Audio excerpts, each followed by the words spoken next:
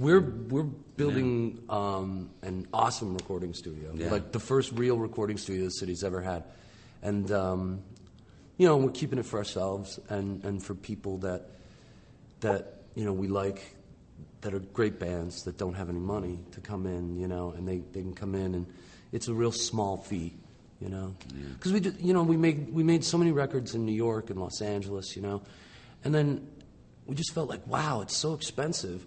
Why don't we just buy everything and put it in, you know, and do it ourselves? So we're going to make our next record there.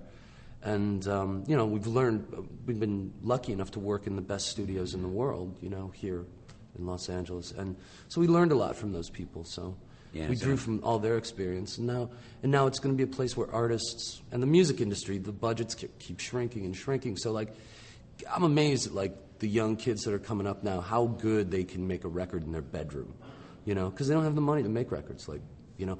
But there's something really inspiring about being in a real studio, you know, with a real microphone, and kind of just having the options and the availability of things, so you can really, like, reach your full potential in the situation without having to spend a ton of dough. I'm tired of making people who own recording studios rich. I mean, I bought all their equipment 5 times, you know. So. And some antiques, we think. Yeah. We're pretty sure. So we've definitely been putting people in higher tax brackets for a long time. So we decided it was best for us to do it ourselves, you know. It's pretty cool. The space we're working in, or the space that we're building in right now, is actually the space. It's an old girls' school. It's the chapel portion of an old girls' school that there was a studio in back through the 80s, where we actually did our very first records in. So it's sort of interesting for us to sort of be in that same space. And he worked there. If we're looking for that crazy headspace to be in, you know, I mean, this is the crazy headspace that kind of led to all this stuff in the first place. So it's pretty exciting for us. It's kind of strange because we both worked there. I was scrubbing toilets, and, you know, he was making dubs, recording bands, you know. And it was kind of interesting to, you know, we used to go in there at night. They would let us record after all the clients had gone and all that, and now it's ours. Yeah, we always said, man, we wish we had this, and we bought it all.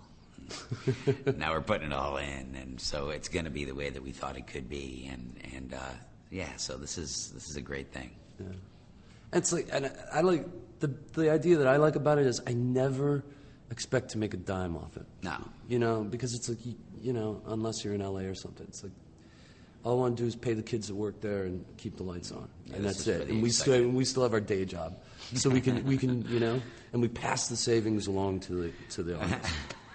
I mean, the one thing that I've learned is, like, you know, who cares about being a rock star or being famous? It's like, it's so unimportant, you know. But being wise about the gifts that you've been given, you know, being smart about the way you take care of those things that you've been lucky enough to have been given, you know, that's important, you know. Just write a good song. That's all that matters. Just write a song that makes you happy, and the rest will fall into line, you know. By the way. Yeah, I don't go near it, and my girlfriend won't let me have a page. My girlfriend won't let me have a MySpace page, which is probably smart, you know. Because I'll just wind up in a bad neighborhood, and I'll be in my bad space. We're doing really well on there. Actually, we got probably 250,000 people on our page, and it's really active. And as I said, man, our fans are amazing, you know, and it's a great vehicle for us. We know we can get a hold of them this fast. Yeah.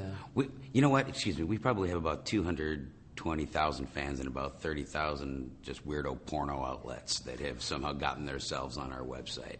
I'm not quite sure. My bad space. I'm not quite sure how that happened, but we're weeding them out slowly. I think we can only read each other's minds when, you know, when we screw something up, you know, then it's obvious what the other person is thinking. When the danger signs pop up, you know, we know where those are. But no, you know, I mean, it's a process that we have, and I think what's good about it is that we're actually sort of in the process of rediscovering this process again, which I think is, you know, pretty unique for, you know, I mean, we've been doing this for, you know, a while now together. And, you know, to be able to be discovering new ways to do it, I think really is a way to keep it fresh. I just, I was, really honestly, it was a situation. I was just sort of living in a really bad, negative space, It's like, drinking too much, doing too many weird things. I mean, we had this, this really great success, and it's like, it sort of turns dark. Here's where the true Hollywood moment comes in, but, or whatever, but I just decided I didn't feel like living in a hole anymore in my brain, So I just wanted to sort of write this record about, wanting to be hopeful, wanting to feel, wanting to be connected and part of what's going on, That's it, really. I wanted to get close to my own. I felt like it would, because I have a love-hate relationship with my hometown, with Buffalo. I love a lot of people there, It's cool. The people there are great. I have a hate relationship with it, just, from my own upbringing and my own demons, and it's really interesting to go back there as a man who's been out in the rest of the world and done all right for himself, and to come back, and see a place that will just provoke such a deep memory, or such a visceral kind of thing from your past, and sort of like, whoa, you get caught in that moment. It was kind of cool to stare down some of the demons and get back in touch with a lot of the people and the part of that culture that makes me proud of who I am. It makes me feel like I'm a decent human being, and a lot of that was being brought up there. So all in all, it worked out really good for me, which is fine. There's a certain. I think there's a. I think it makes the people that like your band, feel like they actually have a say in what's going on, and